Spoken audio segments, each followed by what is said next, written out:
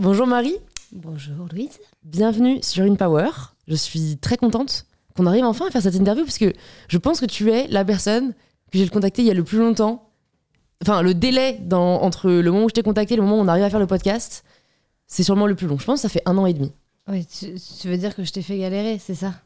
En d'autres termes, on peut le dire après, Non. c'est pas grave, c'est excusable, on va parler de toutes les raisons qui ont fait que tu n'étais pas dispo. C'est que je pense que à chaque fois je n'étais pas dispo et que du coup il n'y a pas de hasard et que là le destin a fait que c'était ce moment-là. Ouais, tu crois au destin? On peut commencer tout de suite avec des sujets hyper métaphysiques. Ah, bien sûr. Ouais. Ah oui. Et même dans les moments difficiles, t'arrives à te dire, parce que moi dans les moments difficiles, je suis là genre mais non en fait, le destin peut pas m'infliger ça, tu vois. Ah si, moi je me dis qu'il y a toujours une raison. Ok. Ouais. Et ça t'aide, ça doit pas mal t'aider à dépasser les moments difficiles. Tout est sur le dos du destin. C'est une bonne excuse. Ouais. Même quand il arrive des trucs à mes potes, destin. Ouais. Je peux rien y faire. Ça, tu peux rien faire. Ça, je suis désolée. C'est comme ça. La route est tracée, tu vois. Mais du coup, quand il t'arrive une merde, est-ce que tu dis bon, c'est le destin, ou t'es en mode bon, ok, il y a le destin, et puis il y a ce que je peux en faire, et donc voilà, trouvons une solution. Bah oui, je me dis ça, mais je me dis surtout, voilà, si j'ai eu cet obstacle dans ma vie ou s'il m'arrivait telle chose, c'est qu'il y a forcément une raison, ça va forcément m'endurcir, ça va peut-être, tu vois, m'apprendre des choses. Ouais, je suis chiante, j'essaie de voir le positif tout le temps. C'est assez... C'est un bon côté chiant à voir, je pense. Ouais. Il y a pire. Il y a pire comme côté chiant. Bon, quand même, j'adore parfois rentrer dedans, mais pour les personnes qui te connaissent peut-être pas encore, est-ce que tu peux te présenter de la façon dont tu le souhaites? Je m'appelle Marie Papillon. T'as vu, j'ai T'as eu un peu, ouais, parce que je me suis dit, est-ce que je me présente en espagnol? Bon, j'ai peut-être trop le faire. Tu peux, hein. T'es espagnole, pas du tout? J'ai de la famille espagnole. Ok. Mais on reviendra là-dessus, sinon tu vas me demander de parler en espagnol et ça va être très gênant. Je ne comprends pas l'espagnol, donc je peux te dire n'importe quoi. Ouais. Bueno, la cucaracha de la tasca. Pas mal. Ça veut dire je m'appelle Marie Papillon. Ah oui, c'est vrai? Ouais. C'est pas du mytho parce que en plus j'ai aucun second degré, donc on est mal barré. Non, donc je m'appelle Marie Papillon. Je suis comédienne, auteure et réalisatrice. Voilà. C'est pas mal déjà. Et entrepreneuse. Ouais. Voilà. Donc j'ai eu 2 vies. On va dire. Là, j'entame ma 2e vie. J'aime bien l'appeler comme ça. Ouais. Donc tu sens un moment de rupture. Tu peux peut-être nous dire qu'est-ce qui a fait que t'es arrivée dans ta première vie? Et après, on arrivera à comment la deuxième a commencé. La première vie, c'est vrai que moi, j'avais pas forcément envie d'entreprendre ou de monter des boîtes. Et quand je suis arrivée à Paris, en vrai, je suis arrivée à Paris parce que j'ai découvert la Gay Pride et le Marais. Et à l'époque, c'est vrai que j'étais pas encore assumée en tant que femme homosexuelle. Donc, première fois que je suis allée à la Gay Pride, je me suis dit, ok, peu importe le taf que je vais faire, c'est ici que je vais vivre. Ouais. Voilà. T'as vécu où juste en grandissant? J'étais au Havre. D'accord. Voilà. Mais du coup, voilà, bon, à l'époque, dans ce genre de villes, qui sont quand même des grosses villes, t'étais beaucoup moins avertie sur le sujet, quoi. Ouais. Ça reste quand même des petits villages, quoi. Ouais. Et du coup, je suis arrivée à Paris. Donc déjà, je suis arrivée dans cette vie où, avant de trouver ce que je voulais faire professionnellement, il fallait que je trouve qui j'étais vraiment et comment m'assumer pour bien entamer ma vie derrière et mes relations avec les gens, et dans le côté pro et dans le côté perso, quoi. Et puis ensuite, très vite, j'ai rencontré... moi, j'aime bien dire à chaque fois que c'est des rencontres humaines qui m'ont amenée là où je suis. C'est que des rencontres humaines. C'est-à-dire que je n'ai jamais... calculé, où je me suis jamais dit tiens je vais faire ça. C'est à chaque fois je rencontre des gens, désolée, je reviens au destin, tu vois, mais à chaque fois je rencontre des gens et voilà, et c'est surtout des femmes et donc là j'ai une copine qui me dit oh j'aimerais bien monter un food truck, tu sais, c'est quand il y avait toute la folie des food trucks là, il y en avait 3 à Paris, c'était un truc de malade. Ouais. J'adore moi les food trucks. Ouais. Il y en a encore un peu. Il y en a encore un peu. Mais c'est plus dans les festivals. Ouais, voilà. Et donc, du coup, elle a monté un des premiers food trucks et elle m'a dit, tu veux pas qu'on s'associe? Je lui ai dit, bah ouais, ce serait bien de faire de l'événementiel. Et du coup, on a commencé à monter une société événementielle. Et puis après, elle était déjà associée aussi avec son copain. Et puis après, on était 5 dans la boîte. Et puis ensuite, j'ai rencontré une autre femme qui s'appelle Virginie Godard, qui a fondé le Food Market avec moi. Pareil, qui est venue me voir, qui m'a dit, voilà, j'ai su que tu faisais de l'événementiel dans la restauration.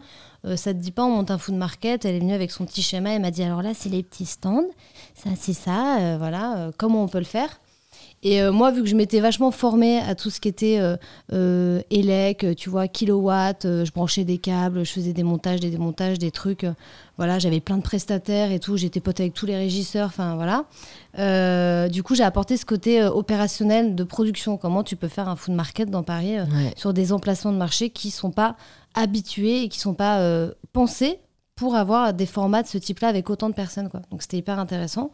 Et pareil, on s'est lancé là-dedans. Et avec les deux, en vrai, à chaque fois, c'était ça te dit de faire ça, ouais, on y va. Et en fait, c'est des meufs qui n'ont pas eu peur d'entreprendre. Tu vois, c'était en 2013, donc ça fait quand même déjà un petit moment. Il y a plein de choses qui ont évolué. Mais à l'époque, être une meuf qui bossait dans l'événementiel et qui entreprenait, c'était... C'était assez rare, ouais, c'était hyper rare, quoi. Et donc voilà, et puis après j'ai monté ma boîte de production, et puis après j'ai récupéré les ateliers de mon grand-père qui était ébéniste, et j'en ai fait un studio photo avec une autre amie à moi, Jen Ferreira, qui elle était productrice aussi dans la photo. Donc à chaque fois, en gros, j'essaie de créer des synergies, si tu veux, avec les gens que je rencontre, et me dire, bah voilà, qu'est-ce que je peux faire de ce lieu, qu'est-ce que je peux créer. Moi, j'aime bien à chaque fois changer de... Je peux pas rester en place, quoi. Donc, je montais des trucs et je me disais, ah bah tiens, on peut peut-être faire ça, et faire fonctionner toutes mes sociétés ensemble aussi, tu vois. Est-ce que tu t'es pas senti un peu débordée en menant tous ces projets de front? Parce que, bon, est-ce que au final, après peut-être déléguais une certaine partie de ce que tu faisais à d'autres personnes pour te mettre un peu dans le nouveau projet à fond? Parce que c'est un peu compliqué, en fait, au bout d'un moment, d'être sur plein de plans. Bien sûr, mais j'ai pas tout fait en même temps. Et puis surtout, encore une fois, j'étais entourée. J'étais pas toute seule. C'est pas moi qui ai tout monté. Chacun avait sa carte à jouer dans la société et sa place. Et du coup, en fait, à chaque fois, si tu veux, tu formes les gens. Puis après, quand ils sont formés, et c'est là où c'est l'étape qui est un peu cool, c'est que tu montes quelque chose, au début, c'est toi qui es à fond dedans, tu vois, qui fout vraiment, moi j'aime bien cette expression, qui apprend sur le tas, qui fout les mains dans la merde. Et tu vois, moi j'en ai fait plein des burgers avec Valentine, j'avais jamais fait de burger de ma vie. Et elle m'a dit, si tu veux comprendre ce que c'est le food truck et pouvoir le vendre à des gens et vendre une prestation et monter un projet autour de ça, faut que je me suis retrouvée à faire des frites. Et d'ailleurs, ma grand-mère me disait très souvent, alors, t'as toujours ton kebab? Je disais, bon, je vais la laisser croire que j'ai un kebab, j'aime bien cette idée. C'est vrai que tu touches justement un sujet dont je voulais aborder, parce que tu nous dis que tu as commencé à faire un food truck, mais avant ça, en fait, c'était quoi? T'as fait des études dans la food? Pas du tout. Avant ça, j'ai fait, je te dis, moi je suis venue à Paris, je me suis dit, bon, qu'est-ce que je peux faire à Paris pour rester à Paris, faire des études à Paris? Et puis je savais pas trop ce que je veux faire, et je trouve qu'à 18 ans, c'est compliqué de savoir ce que tu veux faire directement. Et moi, ça m'angoissait. Je me disais, bon, je vais faire une fac, donc j'ai fait une fac de langue. Ce qui était très sympa, qui me sert du coup à mon espagnol. N'est-ce pas, à nous faire des super démos. Voilà.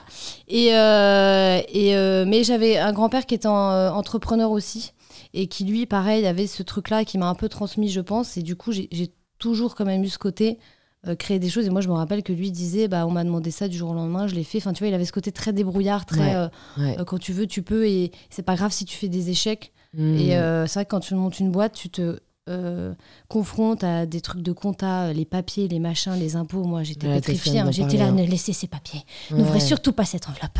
Enfin, tu vois. Et ça, après, quand tu le mets dedans et que tu es bien entouré, on t'explique, on te dit, là, tu vois, tu fais pas assez de marge, là, tu as perdu de l'argent là, tel salarié, ça coûte tant, là, il faut que... Et puis, tu as aussi beaucoup d'humains. Tu as la formation. En vrai, quand tu montes une boîte, l'humain, c'est essentiel, quoi. Prendre le temps de parler aux gens, d'avoir des salariés, d'avoir conscience, en fait, que tu vas faire travailler des gens, tu vois, c'est aussi un sacré délire, quoi. Mais heureusement, moi, j'étais pas toute seule, parce que dans chacune de mes sociétés, j'étais avec des femmes qui étaient fortes, qui étaient là, qui avaient le même engouement, et surtout, à chaque fois qu'on a eu des échecs ou mes aventures, on était tout le temps ensemble, quoi. Je me rappelle que souvent, on se disait, putain, je me dis, c'est quand même dur de devoir faire des échecs pour apprendre et te relever et tout. On n'a pas lâché, quoi. Ça, c'est une vraie force, la résilience. En fait, je pense qu'il y a un peu deux cas de figure, quoi. Il y a savoir, en fait, percevoir les échecs parfois comme juste des obstacles à dépasser qui te rendent plus fort. Mais il y a aussi, je pense, savoir parfois réaliser que t'es peut-être pas au bon endroit, toi qui crois au destin, tu vois. Parce que je pense que essuyer échec sur échec, je pense que tu sais, parfois t'as un échec de trop qui peut genre te shut down. Oui. Et ça, je trouve que c'est assez difficile parfois à repérer. Si on arrive à s'écouter, à écouter son corps, son intuition, c'est plus simple. Si on n'arrive pas, faut attendre le moment peut-être où là on se dit en fait il y a trop de Tu vois, je pense que je vois ça un peu comme un ratio. À partir du moment où tu commences à perdre trop d'énergie dans un projet et que t'en ressors pas assez, c'est peut-être qu'il est temps de changer d'aventure et accepter le fait que voilà, c'était une étape vers peut-être autre chose de plus épanouissant. Et surtout, je pense que tu peux pas tout faire en même temps. En fait, à force de vouloir faire trop de choses, tu fais les choses mal. Tu vois ce que je veux dire ? Il vaut mieux se concentrer sur quelque chose et pour ensuite bien le faire et récupérer du savoir-faire. Moi, ce que je trouvais génial dans tous les trucs dans lesquels je me suis lancée, encore une fois, c'est que je connaissais rien. Et c'est, tu apprends en fait. Moi, c'est ce truc d'apprendre. Enfin, le studio photo, je ne faisais pas de photos. Donc, c'est des assistants photo qui m'ont... J'avais juste cet espace qui était un lieu incroyable où je me disais, je veux en faire quelque chose, je veux que ça reste dans ma famille, je veux qu'il y avait l'énergie de mon grand-père, tout ça, c'était un lieu artistique aussi parce qu'il créait. Donc, je me disais, il faut que j'en fasse un endroit, mais il faut quand même que j'ai des bases. Donc, j'ai fait des formations. Tu vois, où j'ai appris, alors que c'est pas moi qui vais faire des photos, mais tu vois, si tu travailles avec des photographes, c'est toujours bien de savoir ce qu'ils vont faire, quoi. Et maintenant, du coup, tu as une régisseuse, mais si elle me parle de quelque chose, je sais de quoi elle me parle, donc je pourrais vite l'aider ou voilà. Maintenant, je gère plus ces sociétés puisque du coup, on va venir à mon autre vie, mais je n'ai plus de part dans le réfectoire et dans le food market. Parce que aussi je pense que si tu as un associé, moi être un associé dormant ça ne m'intéresse pas, ça ne me stimule pas, donc je pourrais très bien et en fait j'ai vendu mes parts à des amis ou des gens qui ont vraiment envie de s'investir dans la société, la faire vivre et l'élever, et surtout j'ai gardé mes amis, quoi, tu vois. C'est vrai, c'est génial. Tu mets le doigt sur un sujet important. En effet, parfois je pense quand on s'embarque dans une aventure, on a le sentiment que c'est pour la vie presque, tu vois. Parfois, on a créé quelque chose, on a du mal à le laisser de côté, alors qu'en fait, c'est juste, comme tu dis, voilà, c'est une étape de ta vie. Et c'est OK, quoi, même si on a aidé à le créer, que ça a été hyper stimulant, de dire, là, c'est plus ce dont j'ai forcément envie ou besoin, ou j'ai plus forcément quelque chose à apporter et on peut se tourner vers d'autres aventures. Et le deuxième truc intéressant, je trouve, que tu abordes là, en parlant de cette expérience, c'est que je trouve que tu revient à une vision de l'entrepreneuriat un peu historique et qui a, je trouve, été pas mal remplacée par une vision très Startup Nation, très entrepreneuriale, go big or go home, où tu vois, au final, le terme entrepreneur, à la base, limite, c'était mal vu il y a 50 ans. Ah bah oui. Parce que tu vois, c'était le mec qui n'a pas fait d'études et qui n'a pas réussi à avoir, qui a pas réussi à avoir un poste dans une grosse boîte et qui était un peu glorifié. Alors qu'en fait, il y a beaucoup d'histoires, tu vois, de mecs aujourd'hui de 50-60 ans qui, genre, moi j'en connais, le père d'une amie, tu vois, qui a pas le bac et qu'aujourd'hui est à la tête d'une énorme boîte.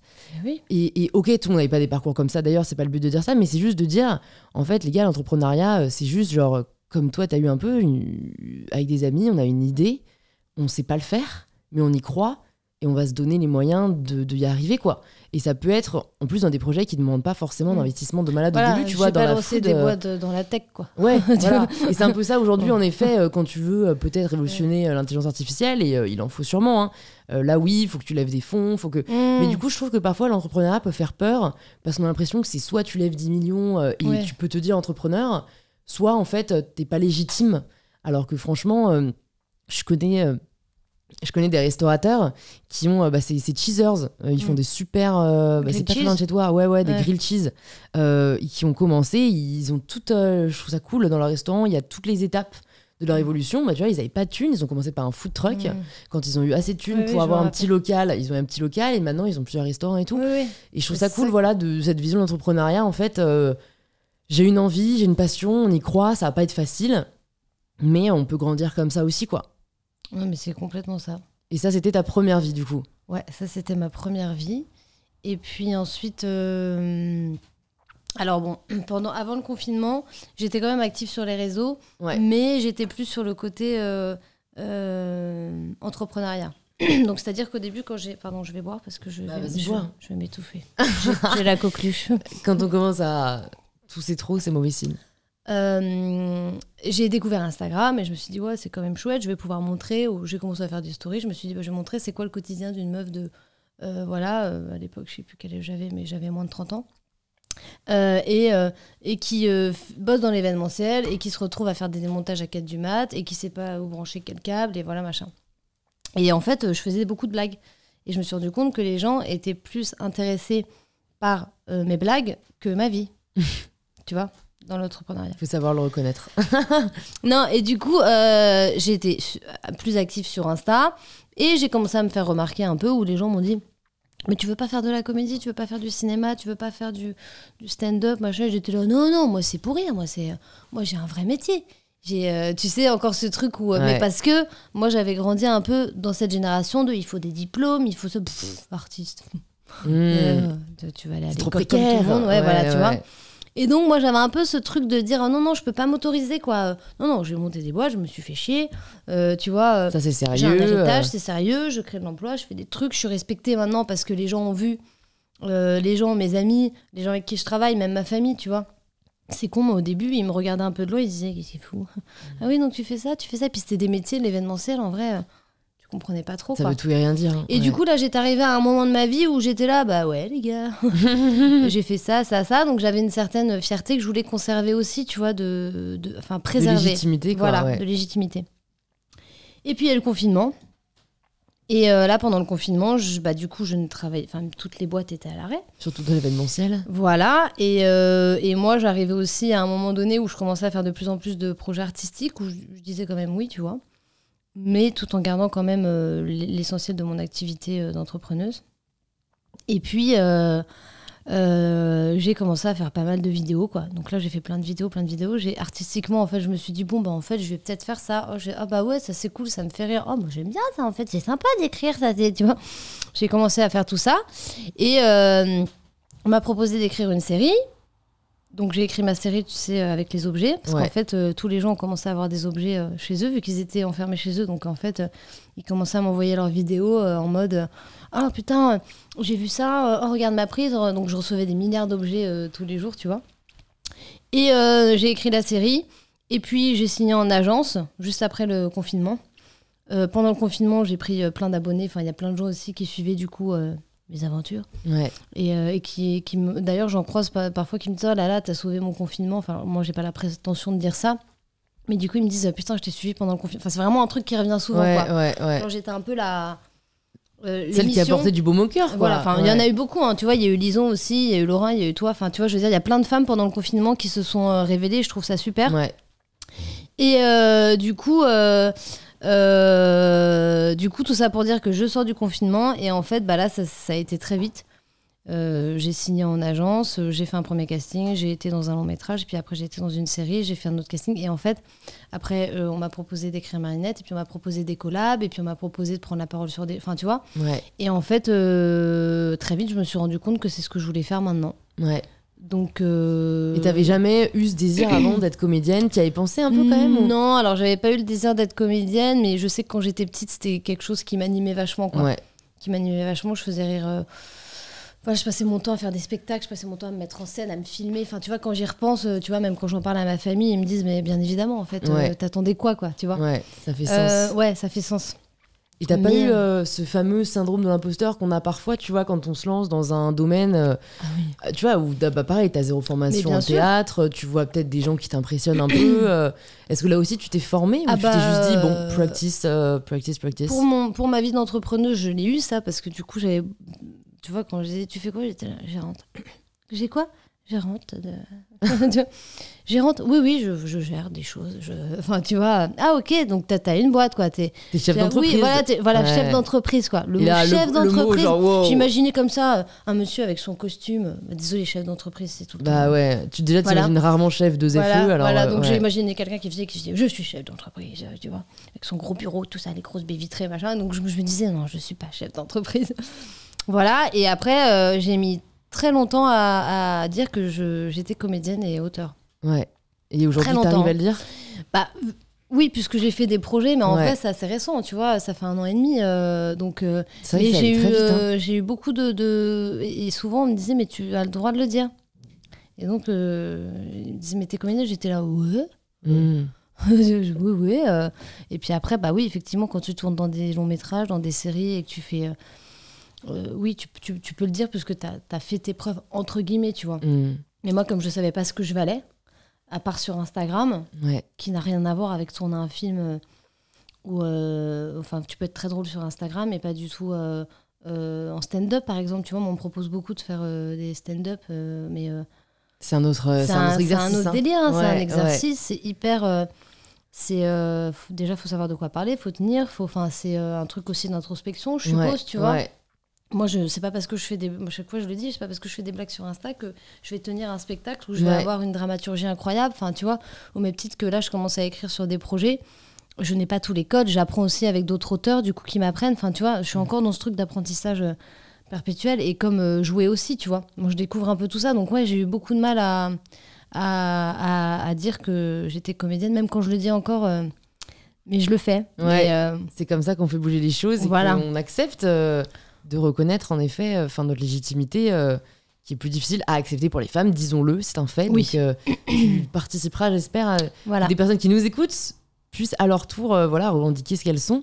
Il y a une question que j'aime bien poser et je pense que là, vu ce que tu nous dis, c'est le moment d'en parler, c'est comment est-ce que tu progresses au quotidien, tu vois, est-ce que tu as cette... Est-ce que tu en as conscience déjà et est-ce que tu as cette démarche de te dire... T'as vu ma tête, hein, j'ai fait... Que vais-je dire? T'as le droit de dire Tu sais, aussi j'avais le non, ballot de paille. Non, j'avais la chanson de l'ascenseur dans la tête. Qu'est-ce que je vais répondre? Moi, je progresse. Parce que je pense que là, ne serait-ce que par les différentes activités que t'as, tu vois, est-ce que t'as un conscient effort de dire je veux m'améliorer dans ce domaine? J'adore, mais vraiment, c'est un podcast ASMR. Ouais, désolée, j'ai ma pastille, mais c'est bon, je l'ai plus, vous inquiétez pas. Tu l'as plus, elle est finie. Elle est finie. Mais voilà, comment est-ce que tu vois, il y en a, ça va être de se faire coacher, il y en a d'autres, ça va être de lire pas mal sur des sujets, d'autres, ça va être d'apprendre par d'autres personnes qui ont plus d'expérience peut-être qu'eux, mais notamment quand je pense que tu découvres un domaine, il y a peut-être cette volonté de progresser, de s'améliorer, que ce soit pour être légitime ou que ce soit personnellement pour avoir l'impression d'être au niveau, on va dire. Oui. Non, oui, c'est sûr qu'il y a une part de moi où justement il y a ce côté apprentissage, s'améliorer, rencontrer les bonnes personnes, apprendre des autres. Hein. Moi, j'apprends vraiment beaucoup des autres. Et en revanche, je suis pas quelqu'un qui m'écoute beaucoup. Enfin, comment dire? Moi, je vais vivre les trucs et après, je vais faire ah oui. Je vais dire ah oui, j'ai eu ça comme émotion. Ah oui, bah il s'est passé ça. Bah oui, tu vois. Mais vraiment, il y a très souvent la musique d'ascenseur dans ma tête, quoi. Moi, je vis des trucs, hein. Je vis des trucs et je me dis c'est cool et tout. Et puis d'ailleurs, ça fait beaucoup rire mes potes, quoi. Ouais. Esma, après, je pense que aussi ce qui participe, c'est que je suis bien entourée. Enfin, j'ai un ancrage avec mes amis, avec ma famille aussi, qui fait que je peux communiquer plus facilement. Et je communique beaucoup en vrai sur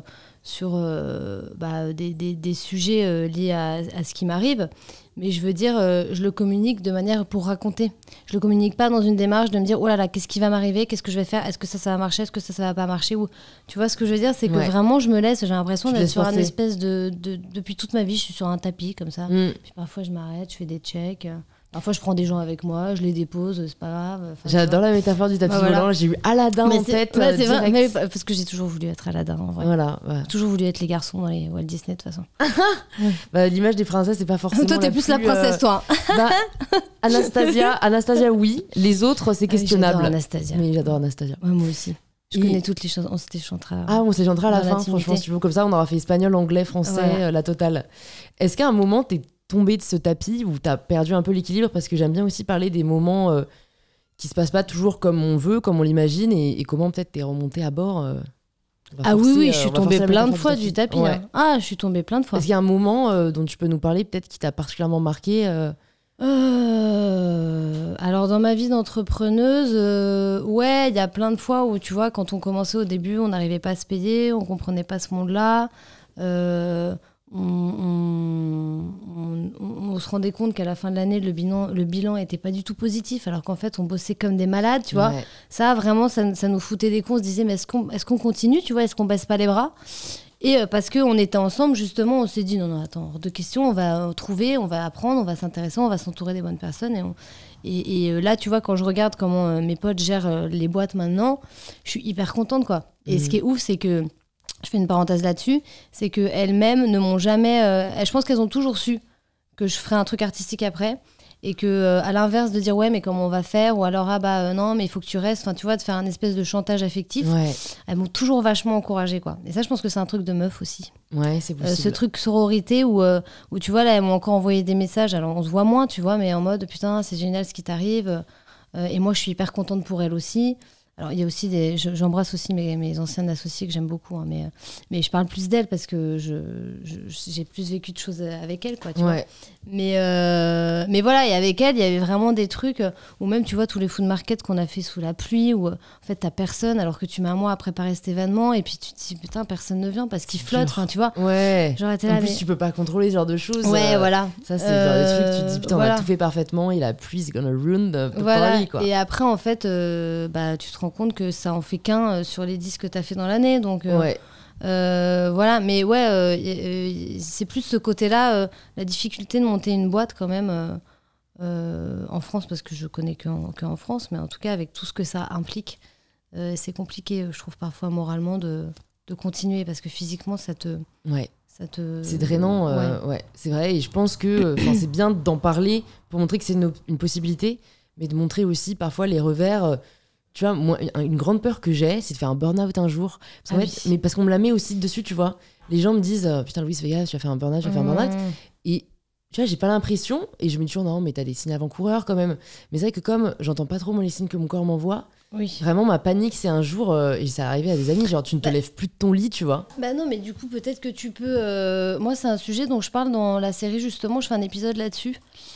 Parce que j'ai une amie qui en a eu un et qui me disait que c'était pas du tout pris au sérieux et que en fait les gens disaient bah non mais en fait elle a la flemme de bosser c'est souvent des femmes malheureusement à chaque fois, mais non elle s'est pris une gueule de bois même, voilà, et du coup et en fait elle, ça a été vraiment compliqué, ça a encore des séquelles sur elle maintenant. Elle a peur de refaire un burn-out. Et moi, je trouve qu'il faudrait qu'on puisse en parler, effectivement, mais peut-être que tu peux déjà anticiper en faisant, tu vois, en prenant soin de toi une fois par semaine. Tu te dis, là, je me fais ma pause, je me fais ma petite heure de massage. Là, tu vois, je me fais mon acupuncture. Enfin, tu vois, des trucs... Moi, c'est des trucs sur lesquels j'étais pas du tout avertie. Enfin, autant te dire qu'avant, mes potes, elles me disaient ça. J'ai fait un cours de yoga de nanana. J'étais là, ouais, super. Enfin, tu vois... On va se faire une bouffe. Ouais, voilà, j'étais là, génial, ton truc. Alors, tu vois, et maintenant, comme je me rends compte aussi que on vit dans un monde qui va très très vite, que tout va très vite, que en fait, tu vois, c'est vraiment très rapide. Mais je pense que c'est la société qui nous rend burn-outés. Bien sûr. Tu vois, mais du coup, je me force, entre guillemets. Il y a pire comme manière de se forcer, mais en tout cas, à me dire, bah là, cet après-midi, en fait, je vais me faire kiffer, je vais faire ça, ça, ça. Et je vois pas les effets concrètement, mais je sais que ça participe quand même à ne pas me laisser penser constamment que au taf, ou enfin tu vois, je pense qu'il faut trouver quand même des sas de décompression. Donc toi, peut-être que voilà, ça se trouve tu vas pas en faire. Il y a des gens, enfin moi j'en ai jamais fait alors que j'ai taffé aussi comme une malade, tu vois. Il y a des gens qui n'en font pas, tu vois, et puis t'en as d'autres qui sont plus sensibles. Chacun est constitué de manière différente, mais en tout cas, si toi tu as déjà cette appréhension, fais-toi des prévenir que guérir. Voilà, fais-toi des petits temps de pause, et sinon t'envoies chier tout le monde et puis voilà. Mais j'ai une amie qui fait ça, elle habite aux États-Unis là, mais elle me dit, moi quand je sens que tu vois, elle le sent venir, elle est très à l'écoute de son corps. Quand elle sent que là, tu vois, ça bouillonne trop en elle, genre, elle me dit, je me casse, limite elle dit au revoir à personne, tu vois, genre elle annule tout ce qui était prévu et elle va faire genre 4 jours de retraite méditative, ou enfin tu vois, elle est vraiment dans le mode. Ouais, moi je suis pas à ce niveau-là. Moi non plus. Moi je serais là, ça fait combien de temps une minute. Ouais. Ça lui fait vachement de bien et je me dis putain, peut-être parfois en effet pour prévenir, faut peut-être. J'ai fait 3 jours de retraite silencieuse moi au Nouvel An. J'ai passé mon Nouvel An dans un bain de son. Alors dit comme ça fait archi gourou. Non mais moi j'adore. Mais franchement c'était vraiment cool. Et puis ça m'a aidé, tu sais, oui, voilà, ça tu peux déconnecter 3 jours, personne ne va t'oublier, mourir. Après, je pense que ce qui est important aussi, c'est de...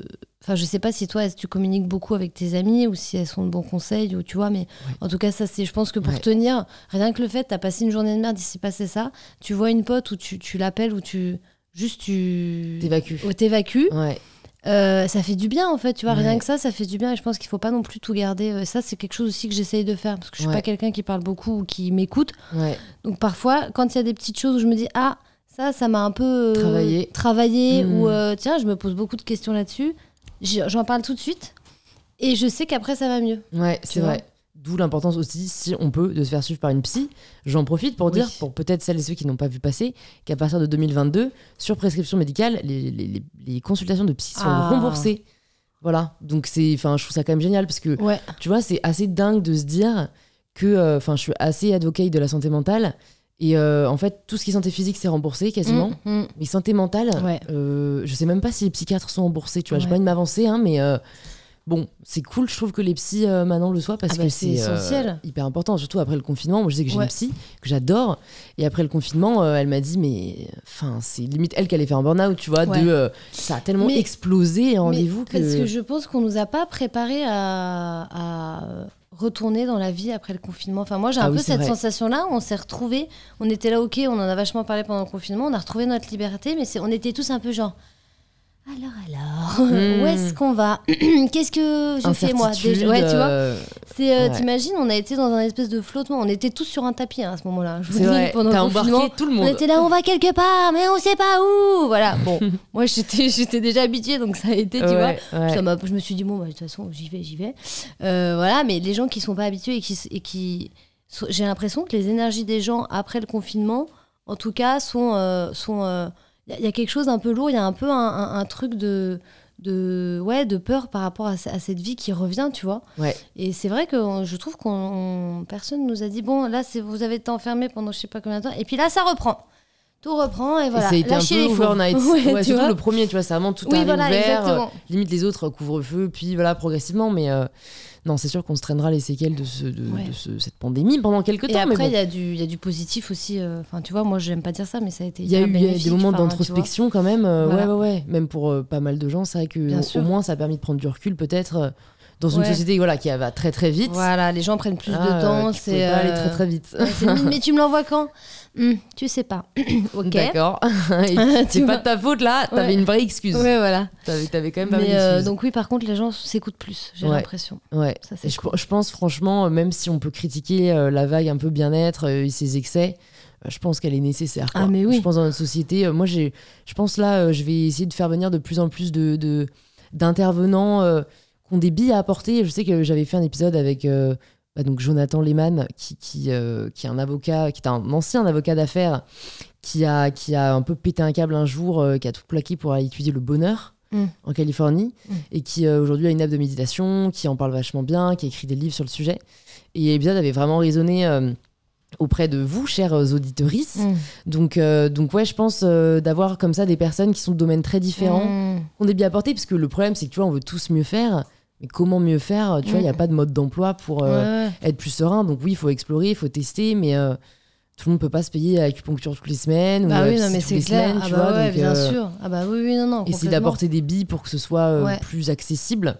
Mais du coup, il faudrait peut-être que ce soit accessible aussi dans l'éducation. Tu vois, là, je parlais à une fille avant qui me disait qu'en Suède, tu avais des cours d'empathie.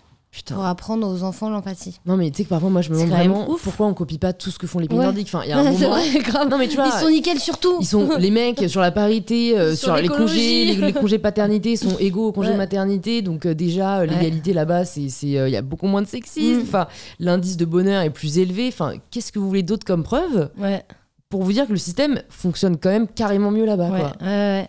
Et quand elle m'a dit ça ce matin, je me dis mais c'est génial. Donc ça veut dire qu'ils apprennent aux enfants l'empathie, qui est quand même ce qu'on devrait apprendre, la base de ton évolution en adulte, quoi. Tu vois. Mais, si tout le monde était un peu plus empathique avec tout le monde, on serait peut-être moins stressé, on serait peut-être moins dans l'attente, on serait moins dans la frustration parce qu'on comprend pas les autres. Voilà, exactement. On en parlait hier. J'étais à une table ronde à Sciences Po sur l'engagement et notamment le désengagement de la jeunesse. Et en fait, on a un peu élargi le débat.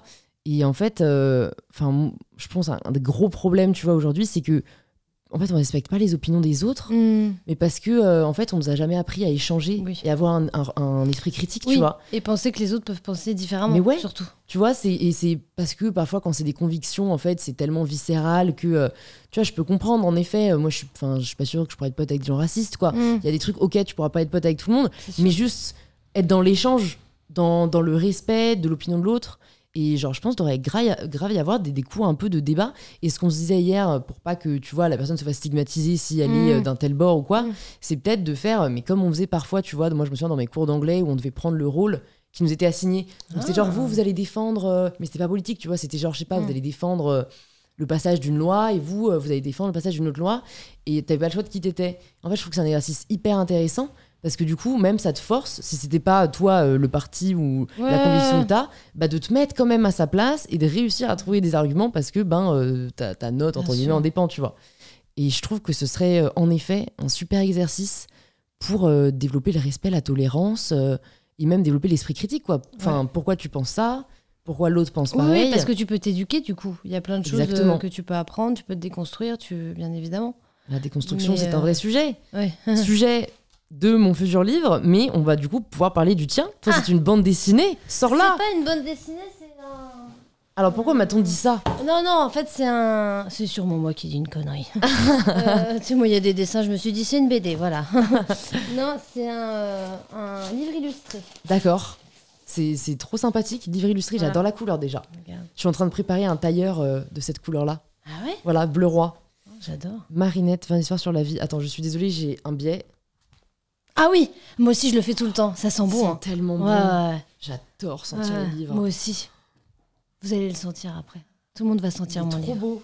Est-ce que je spoil à la caméra ou non, vous allez juste avoir le droit de voir la couverture. Tu veux sentir mon livre ? Toutes les personnes en audio qui sont en PLS parce qu'ils ne peuvent pas voir le livre. Ah mais tu peux faire. Je vous invite à aller sur YouTube. Tu veux faire un ASMR du bruit ? Bah écoute, on est là-dedans depuis le début, alors continuons, poussons le trait. Attention, je vais ouvrir le livre. Quelle horreur. Moi, je me bouche les oreilles parce que je déteste la ASMR. Chut.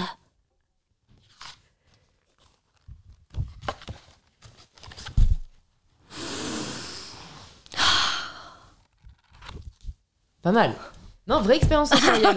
Tu vois, peut-être que c'est peut-être les gens qui auront écouté qui auront le plus envie de sentir mon livre. Écoute, est-ce que tu peux nous dire un peu ce qui t'a donné envie de donner vie ? Tu vois, j'ouvre Marinette présidente. Il est grand temps que je me présente. Est-ce une exclusivité ? Est-ce que Marie, tu te présentes aux élections présidentielles de 2022 ? Non. Franchement, ce serait un fiasco. non, mais dis-nous en effet pourquoi Marinette ? Pourquoi Marinette ? Alors parce que ma mère m'appelait Marinette. Déjà, D'accord. donc ça vient... Enfin, elle m'appelle toujours Marinette. Ce que je disais la dernière fois, ça peut être un peu gênant. Mais bon, j'aime bien. Écoute, j'assume. Et en fait, c'est Marinette, c'est un livre de 20 histoires sur la vie, c'est-à-dire 20 sujets qui sont considérés comme tabous, qui, pour moi, je pense, ne devraient plus être considérés comme tabous. Le but de Marinette, c'est que tous les enfants puissent le lire et qu'on se dise, bah voilà, le porno, c'est plus tabou, le consentement, la masturbation, la mort, la vieillesse, tu vois. Ouais. Des sujets qui sont, alors, quand je dis considérés comme tabous, c'est pas forcément pour tout le monde. Là, Marinette, elle a la chance d'avoir sa maman qui est, même si parfois elle répond un peu à côté, qui est OK pour en discuter avec elle, mais il y a des enfants qui n'ont pas du tout accès à ça. Et du coup, moi aussi, je me souviens que quand j'étais petite, je n'osais pas parler de certains trucs, où très vite je me suis rendu compte qu'il y a des sujets, soit c'était trop tôt, soit j'étais trop petite, soit il faut pas en parler. Non, on parle pas de ça, tu vois, voilà, faut pas en parler, quoi. Ah ouais, il faut pas en parler, mais bon, t'es sympa, moi je vais devenir adulte, donc j'ai pas envie de me traîner toutes mes casseroles. Tu vois, quand j'aurai 30 ans et que je devrais moi aussi fonder une famille un jour, ou tu vois, avoir une vie, quoi.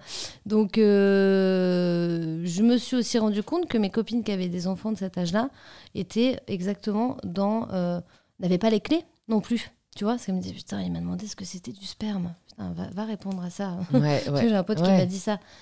Je dis, bah, t'as répondu quoi ? Il me dit, bah, j'ai pris le temps, mais tu vois, il a paniqué. Il au a début. pris de court, quoi. Ouais. Mais il a bien expliqué après. Mais tu vois, c'est des. Et puis, pareil, des sujets comme le consentement ou le porno, où en fait, c'est des sujets, tu sais que tu dois en parler aux enfants, mais tu sais pas exactement à quel moment. Donc, t'attends qu'ils te posent une question. Enfin, je te dis ça par rapport à moi, mes neveux, mes nièces et mes copines qui ont des enfants. Et du coup, à chaque fois, c'est, mais quand est-ce que je dois en parler ? Mais tu crois qu'elle est assez grande, mais. Enfin, voilà. Et donc, je me suis dit, il faut qu'on fasse un livre. Que tu puisses lire avec ton enfant ou un enfant avec l'enfant, voilà.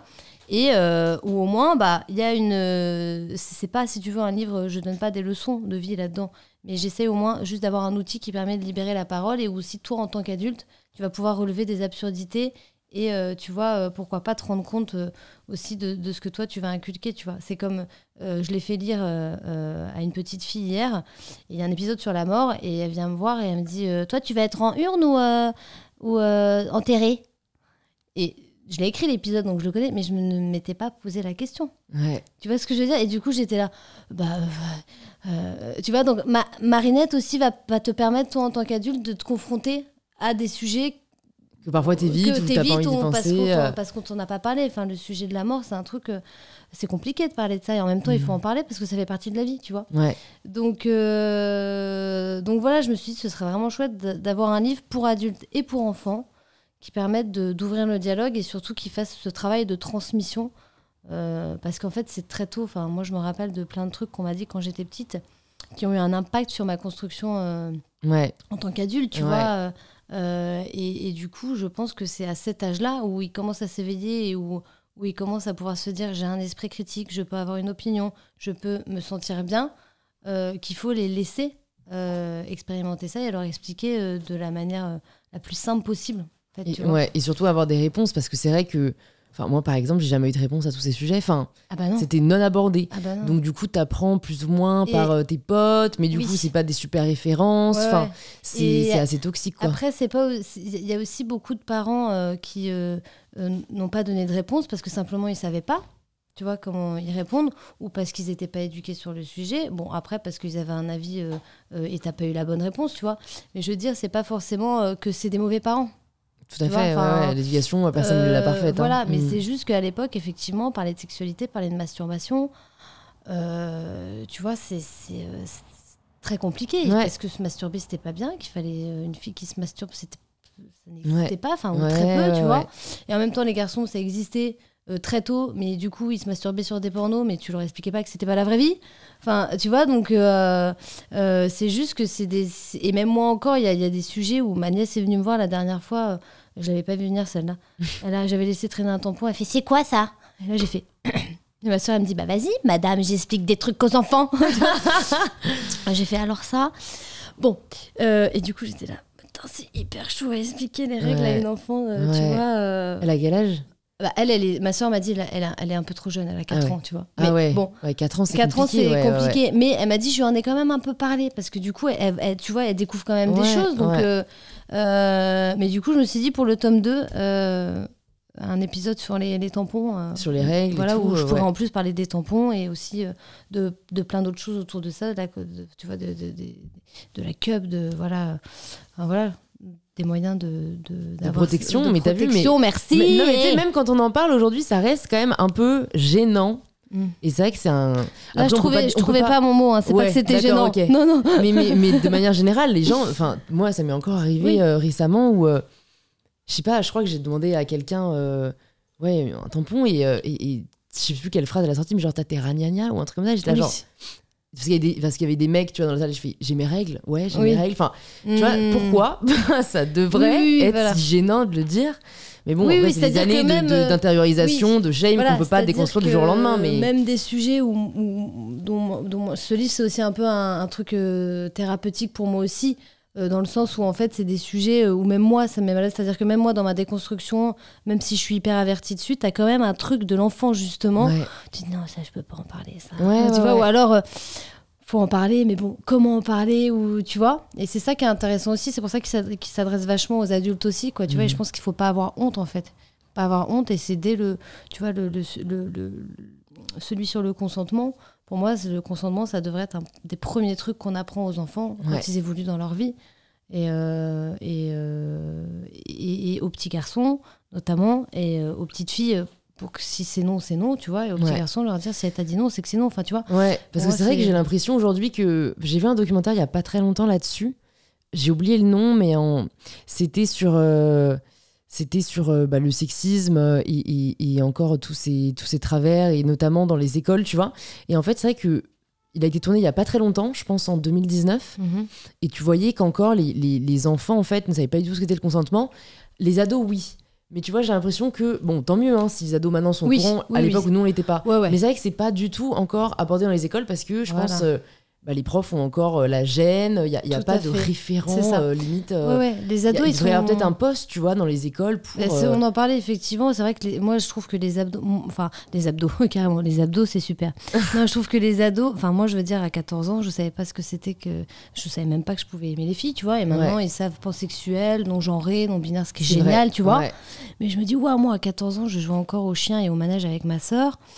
Il y a un gap qui est, avec les réseaux sociaux aussi. En revanche, ils l'ont appris là parce que je pense aussi qu'on est à Paris. Enfin, tu vois, il y a aussi ça. Tous les enfants n'ont pas accès à ce genre de... C'est parce que leurs parents s'éduquent aussi, tu vois. Ouais, c'est vrai. Et parce qu'ils viennent d'un milieu où ils s'éduquent et ils sont plus avertis là-dessus et qu'ils ont entamé ce processus de déconstruction. Mais du coup, c'est vrai que les enfants à l'école, primaire notamment, ou avant l'entrée du collège, quoi, on se disait ce serait bien qu'il y ait un cours, tu vois, qui parle d'éducation sexuelle, déjà de base. Ouais. Je veux dire, tu passes quand même à un moment de ta vie où tu as ton corps qui change, tu ressens des trucs et personne te dit c'est normal, tu vois. Ouais, c'est clair. Juste, enfin voilà, et ou même avoir un espace où tu puisses parler, échanger, tu vois, faire une prise de parole ou parler à un adulte. Qui si t'as des questions, qui puissent venir te voir, enfin tu vois. Ouais. Et je trouve ça ouf qu'en France on n'est pas encore. Alors peut-être qu'il y a des programmes qui sont en train de se mettre, je sais pas, mais je pense qu'un cours d'éducation sexuelle, mais pas à l'ancienne, mais genre avec un vrai intervenant ou intervenant, tu vois, qui limite qui des en comptes, parle. tu vois, là je m'en bats le clito, ou tu vois, des personnes Exactement. qui sont hyper éduquées, de manière très libérée, Tu vois, tu vois, et je que pense ce soit que pas le mec avec sa banane et qui montre comment on met un préservatif. Quoi. voilà. Parce qu'aux États-Unis, il y a des cours d'éducation sexuelle, mais je sais pas si c'est. Je crois que c'est pas une superbe réussite non plus, tu vois. Non, ouais. Donc c'est vrai que c'est un peu à redéfinir.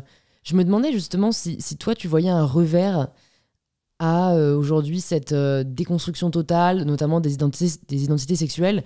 Le fait qu'aujourd'hui, on en parle de plus en plus, qu'il y ait de plus en plus quand même cette tolérance. Ouais. Je me demande, hein, ne le vivant pas moi-même, si il y a quand même des revers que peut-être tu aurais envie de souligner, ou peut-être des écueils, tu vois, à ne pas faire dans cette volonté de vouloir inclure tout le monde, vouloir mettre en avant toutes les identités. Ah non, moi je trouve ça super. Ouais. Il y a zéro revers de la médaille, quoi. Non, moi je trouve ça génial qu'il y ait des gens qui disent bah moi je me sens comme ça et j'ai envie d'être comme ça, Ouais. tu vois. Peu importe. Alors oui, effectivement, maintenant tu as plein d'identités possibles, tu vois. T'as plein de genres possibles. T'as des gens qui sont binaires, non binaires, t'as des gens qui sont transgenres, t'as des gens qui sont transgenres, non binaires. Enfin, tu vois. Ouais. Oui, t'as des combinaisons, mais en vrai, ce qui compte, c'est ce qu'ils ressentent. Ouais. S'ils ont envie de se définir comme ça, ils sont obligés maintenant de se mettre dans. Ils veulent pas être dans une case, mais ils sont obligés de s'y mettre pour dire regardez, moi, je suis différent et Ouais. je me ressens comme ça.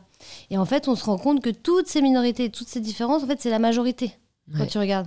Ouais. Et que la majorité qu'on dit, nous, notre schéma actuel, ce n'est pas la majorité, c'est toutes ces minorités qui forment cette majorité. Et c'est des gens aussi qui évoluent, tu vois. Je veux dire, tout au long de ta vie, tu vas exprimer des choses.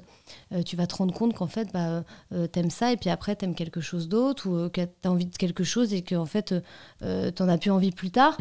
Et pour moi, l'humain, il évolue, quoi. Et donc, je trouve ça super qu'à chaque moment de ta vie, tu puisses t'affirmer et te dire je suis comme ça. Et je trouve ça ouf qu'il y ait des gens qui disent qui a un avis, c'est pas ma vie, c'est la tienne, tu vois. Ouais. Je trouve ça quand même dingue, ce Moi concept. aussi. Ouais, Qu'est-ce que ça te change? Tu sais avec qui je fais ma vie, tu sais Ouais. ce que je vis dans mon cœur, dans mon corps. C'est dingue, je sais. Mais comme tu dis, en plus, tu vois, si tu prends l'exemple des goûts qui changent, en Oui. fait, ça, tout le monde l'accepte, tu vois. Tout Mais le monde oui. accepte que t'aimes peut-être le tennis à 10 ans et le golf à 50, Voilà. tu vois. Alors pourquoi le fait d'aimer différentes personnes de différents genres peut poser problème? J'avoue que moi aussi, c'est une incompréhension totale. Non, mais je pense, enfin, si j'essaye de pousser le truc, Ouais. c'est juste en fait la peur de la différence, du changement. Oui. C'est, tu vois, le progrès vs le conservatisme, tu vois. Bien C'est comme sûr. les gens qui voulaient absolument que le roi il reste, vs les Oui. autres qui voulaient lui couper la tête. Enfin, Ouais. si tu vis pas la même, t'as pas le même rapport au changement en fait. Ah oui, mais je vois pas. Enfin, c'est bien le changement. Bah ouais. Il y a un épisode sur la différence dans Marinette, justement, où ça parle de grossophobie. Et donc, sa mère lui explique, mais elle dit, mais pourquoi, en fait, c'est pas bien d'être gros? Et sa mère dit, mais non, c'est pas que c'est pas bien. C'est qu'il y a des gens qui pensent que, voilà, c'est pas beau, c'est pas comme ça. Et donc, elle dit, mais pourquoi on les embête, ces gens-là? Elle dit, pas parce qu'on embête les gens qui sont petits, on embête les gens qui sont trop grands, trop petits, trop comme ça, trop comme ça. Et donc, Marinette dit, bah, en fait, il faudrait qu'on se ressemble tous. Comme ça, plus personne s'embête. Et donc, à la fin, t'as plein de marionnettes qui sont exactement pareilles et elles se reconnaissent pas, tu vois. Et c'est un peu ça le truc, c'est de se dire si on n'est pas tous différents, au bout d'un moment, quoi, on est tous pareils, super le monde. Ouais, ah non, Enfin, mais tu c'est vois, totalement ça va être vrai. génial, on va s'éclater. It's gonna be fun. Ouais, voilà. Non, et mais c'est hyper cool et pertinent, je trouve, d'avoir pris une enfant parce que c'est souvent, en effet, quand c'est une enfant qui va te dire quelque chose, que tu vas te rendre compte de l'absurdité de la chose. Mais oui. Tu vois, genre, non, chut, elle est grosse, tu vois, lui demande pas pourquoi elle mange, tu vois, Oui. ou je sais pas quoi. Et la petite qui va dire, mais pourquoi? Enfin, elle a le droit. Oui. Et tu sais, derrière, les parents, parfois, ils se sentent cons. Genre, ah bah oui, c'est vrai. Enfin, Bah oui, parce oui, qu'ils n'ont c'est pas ça. encore toutes les injonctions Voilà. intériorisées. Et donc, ça aide vachement, je pense, à se rendre compte. Ouais, c'est parfois des terrains, absurdités. vraiment neutres, quoi. Tu Ouais. vois, c'est des terrains qui découvrent tout. Et donc c'est là où il faut leur dire qu'ils ont le droit de découvrir comme ils le souhaitent, tu vois. Trop cool, trop intéressant. Écoute, j'ai quelques petites dernières questions pour toi, Marie. Mhm. J'aime bien demander si tu te souviens du pire conseil que l'on t'ait donné. Oui, de me faire une crête. Je vais pas vous mentir. Ça, c'est vraiment le pire conseil. On t'a de ma conseillé. vie. Ah, on m'a conseillé, on On t'a m'a dit, dit fais-toi une crête. Et puis bah, tu me tu connais, l'as moi fait. j'étais sur mon tapis. Je vais Allez filez-moi la tondeuse. Et ouais, donc j'ai eu une crête comme ça pendant très longtemps. Mais parce que aussi je me cherchais un peu, j'étais dans toute cette phase, j'avais 17 ans. Je me cherchais, j'avais besoin de justement de me mettre dans une case, tu vois, voilà, et de me dire il faut que je ressemble à une lesbienne. Ce qui est débile de dire ça quand j'y pense parce qu'on s'en fiche de l'apparence, mais à l'époque, il fallait que pour que je puisse m'affirmer, j'ai les cheveux courts et que j'ai cette crête qui soit quand même un truc phallique, tu vois, pour dire poussez-vous. Voilà. La métaphore est intéressante. Hein. Ouais, bah voilà. Et puis après, mon père il m'a regardé et m'a dit ah, pas toi. Oui, tu te cherches. Ouais, on a puis, le droit de se chercher. Puis, voilà. Et puis pareil, le piercing sous la lèvre, c'était aussi un mauvais conseil. Ouais. Donc le conseil que j'en ressors, c'est n'écoutez pas forcément les autres. Écoutez-vous. Parce que toi, est-ce que tu te serais fait le piercing à la langue ou la lèvre? Bah, en fait, je sais pas si... Enfin, je sais que je l'ai fait déjà et que ça ne m'a pas plu, tu vois, donc voilà. Je sais que je suis allée au bout de ce truc, par contre. Ouais. Je me suis dit, si tu fais pas cette crête, Marie, comment tu vas savoir que c'est bien ou pas? Voilà. No regrets. Ouais, voilà.